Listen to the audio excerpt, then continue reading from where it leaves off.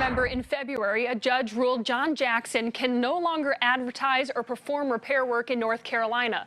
The ruling followed a lengthy Fox 46 investigation into mounting complaints against him. But just the other week, we heard from a new customer in South Carolina who claims the same repairman got her too. We've heard from about a dozen people who say they hired John Jackson for repair jobs. He either botches, there's no doubt that's him. All Rhonda Blackwood has to go on is this receipt and the memory of what her repairman looked like. My daughter was furious. She says she hired a repairman to fix an ice buildup in her freezer. Total materials $319 and a 1-year warranty for a grand total of $493.08. Doesn't produce anything. But Blackwood says an hour after the guy left, her ice maker wasn't working at all. I called him multiple times, sent him text messages. He never responded after that. She and her daughter searched online. Customers say they're mad they got ripped off. John Jackson, and found our reports on John Jackson. Last November, we hired him for a fake repair job to show he was still doing work, despite a judge's order banning him from doing repair jobs in North Carolina. John Jackson. Oh my God. I have been waiting to meet you, John. Yes. Why are you still taking money for jobs? I'm not taking any money for jobs. He got fairly close to you at that point before he realized that you were standing there. And even his voice, when he said, "Oh my God," and ran away, there was no doubt it was him. But Blackwood lives in South Carolina, where as far as we're aware, he hasn't been banned from doing work. Why isn't anyone stopping this man?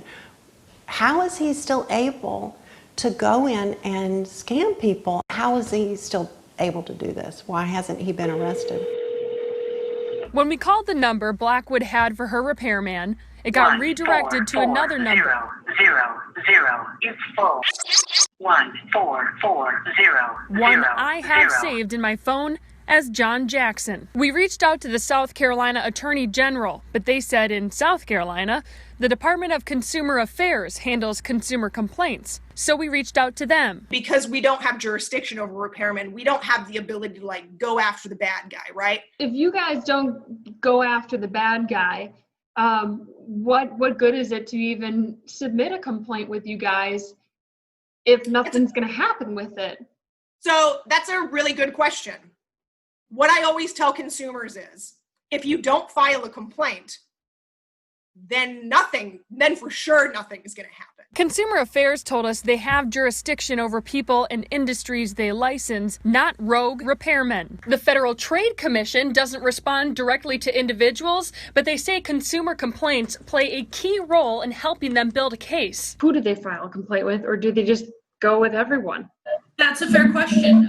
We obviously encourage them to report it to the FTC, and we are a central hub, so that information is going to get out there. Since Blackwood lives in York, we reached out to the York County Sheriff's Office. They said they don't have any records filed against John Jackson or any active warrants. Over in North Carolina, the Mecklenburg County Sheriff's Office says Jackson has 12 warrants out for his arrest. If you feel like you've been scammed, head over to our website, fox46.com. On there, we'll have a hyperlink to every agency in both North and South Carolina as a one-stop shop for filing complaints. In the newsroom, I'm Morgan Francis, Fox 46, getting results.